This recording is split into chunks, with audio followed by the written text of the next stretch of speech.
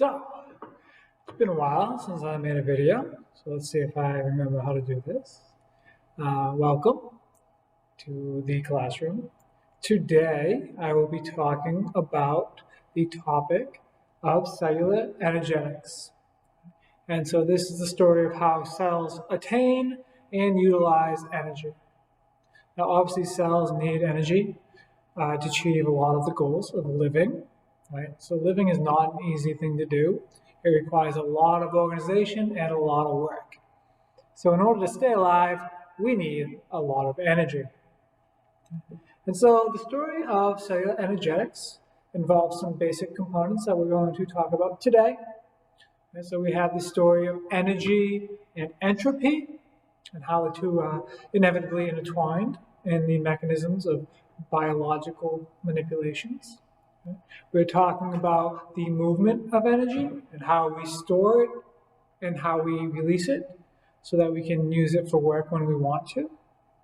And that involves the coupling of exergonic and endergonic reactions, which we will cover. We will go over the specifics of the processes of cellular respiration and photosynthesis to look how we store the energy as a grander idea and how we release the energy through the process of making ATP in our mitochondria. So that is what I will be talking about today, and I will be back with you shortly to discuss energy and entropy. So, understanding entropy is very important to understanding the way that cells harness and store energy. So free energy is something that is rare to come by in the universe, relatively speaking. Right? And so when we get the free energy, we want to make sure to hang on to it and do with it what we can. And so entropy is this property or principle, right, where the universe trends towards disorder. So naturally, things will fall apart. It is more energetically stable for things to be simple than it is for them to be complex. Because there are many, infinite configurations of disorder and very few configurations of order. And being ordered is rather restraining. And so the simpler you are, the more flexible you are, the more versatile you are, the more comfortable as a molecule you are. And so as a whole, in any given system, the level of entropy, the level of disorder, must always be increasing. That's a principle of the universe that we live in.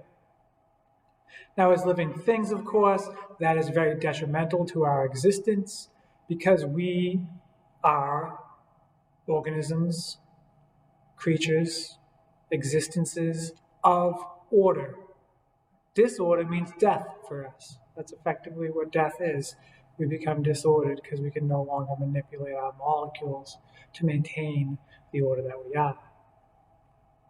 And so when you have a change in a molecular structure, if that change makes the molecule more complex, more organized, that is a decrease in entropy. And that's going against the natural flow of molecular order. In order to decrease entropy, one must invest energy. And so we decrease entropy by investing energy. And that energy has to come from somewhere. We can't just make it. Right? Another law of the universe that we exist in. Energy and matter can be neither created nor destroyed. So we have to harness that energy from somewhere. And we have to have processes that use that energy to create order. And ultimately, because entropy as a whole must always be increasing, disorder must always be increasing, we have to pair those reactions of decreasing entropy with other reactions that increase it on the side. So the net sum of entropic change, entropic change, is always going to be in favor of increasing entropy. So I've modeled this notion of organized versus disordered here in very extreme forms. I've jumped from having no order whatsoever to being very ordered. And so this is entropically favored. This is a more natural state for these elements to be arranged in than is this. In order to create this out of that, we had to invest energy. And so the only difference here is that in this, these elements are tied to one another via bonds. And so these bonds are the mechanism by which we have decreased the entropy. Effectively, these bonds are storing the energy that was required to decrease that entropy.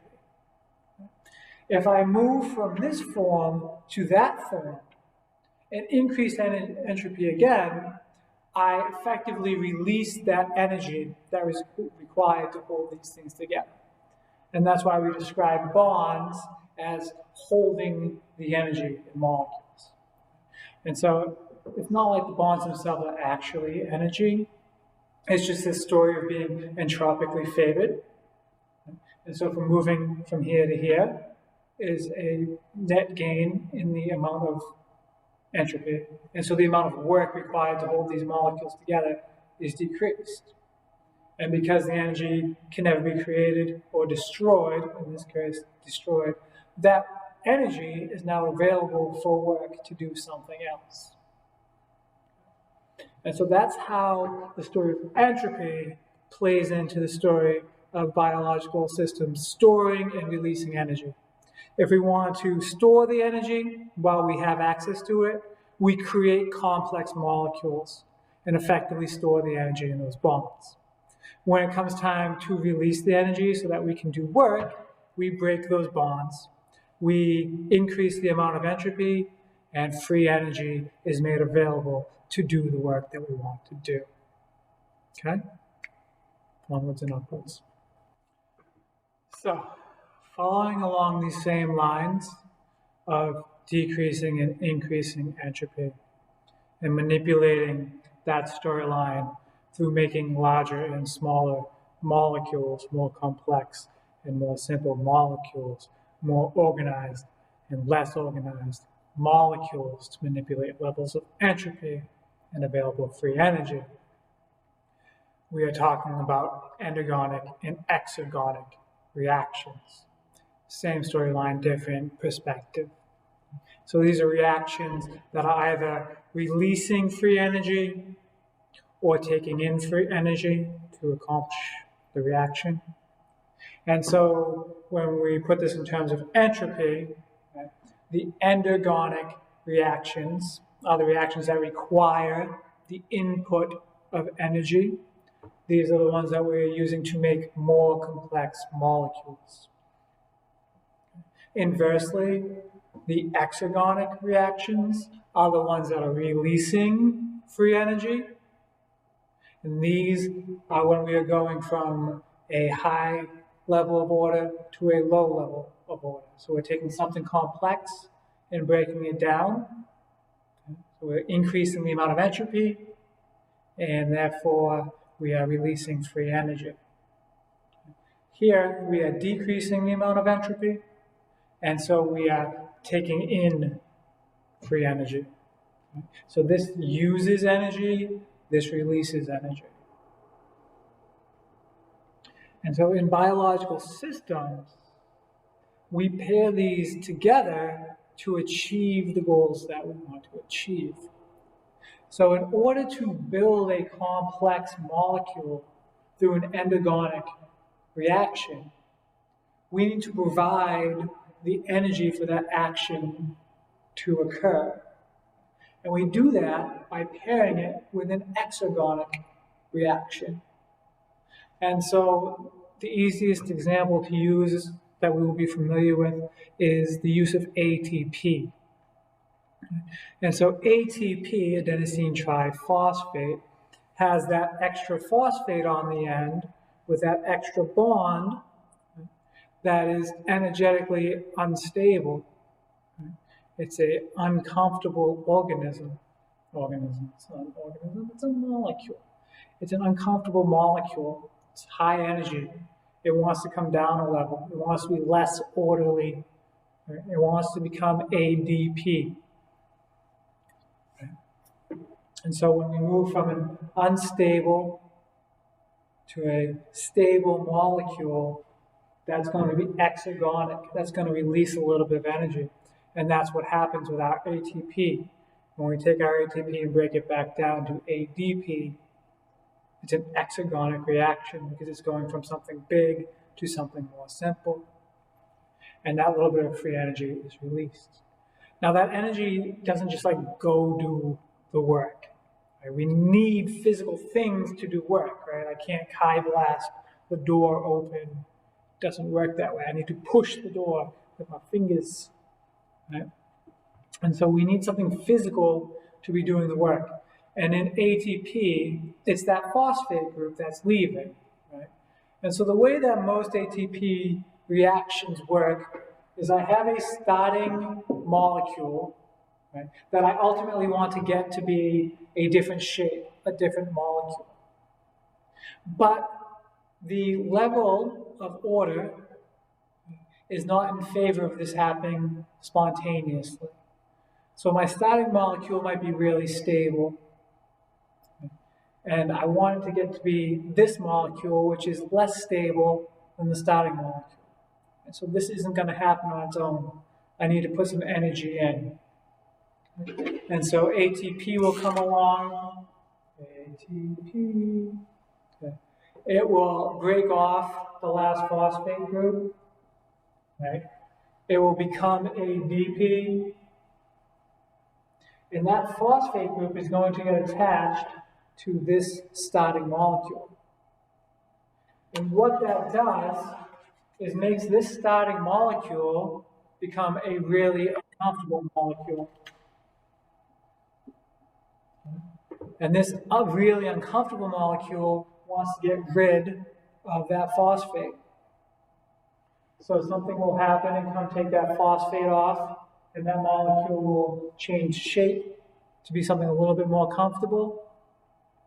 And then another something will happen, another chemical reaction will occur, where something more comfortable than this triangle will come.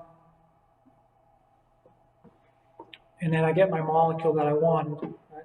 And so even though this is less stable than my starting molecule, it's more stable than any of the intermediary steps. And so this is the investing of energy. I took a highly exergonic reaction. I took a complex thing, I made it simple. I used that energy to create something. Right? And so this now has all that energy in it. And any opportunity that it gets to drop down in energy levels, it will take spontaneously. And so these will happen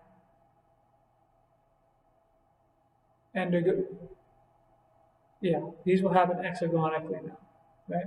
So overall, right, I had this endergonic reaction going from here to here. I had to invest energy, and I did it by exergonic reactions. And so I had a big exergonic reaction, and then these natural spontaneous reactions will occur as a cascade.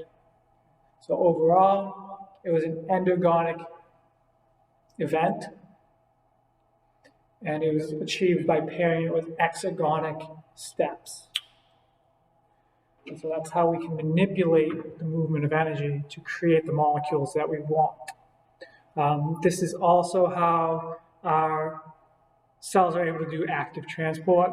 Rather than creating a molecule as an endgame, this same process of phosphorylation through exergonic and endergonic pairings will modify the shapes of protein channels within the cell. membrane.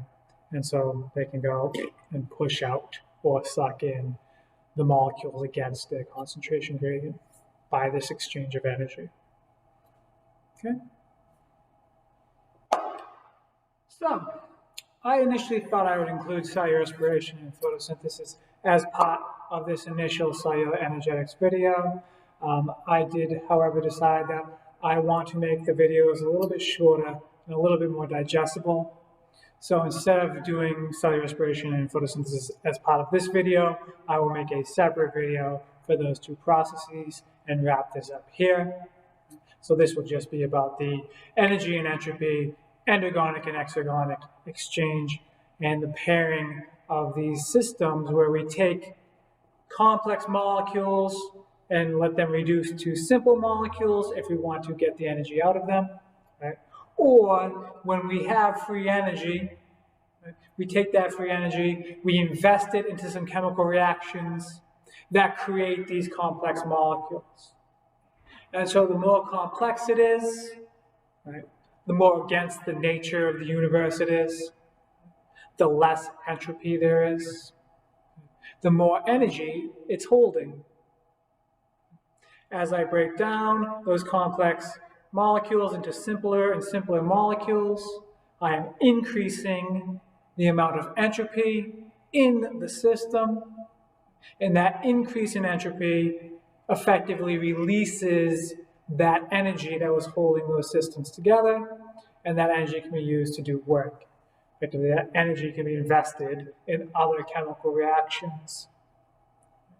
And so I pair these reactions that release energy with the reactions that require energy in order to get the end game that I want. And so we manipulate all these systems. And so photosynthesis is a story of endergonic net gain. Right? And so the energy is invested in the steps of photosynthesis. Cellular respiration is the story of exergonic release of that energy. Right? And they are paired together inextricably, both in principle and in physical mechanics. Right? Their products and reactants are opposite and intertwined. So I will talk about photosynthesis and cellular respiration next time you look upon my beautiful face. But for today, that's it. Have yourselves a fantastic day, morning, afternoon, evening, whatever it is that you're watching this. And I will see you next time. Thank you. Bye.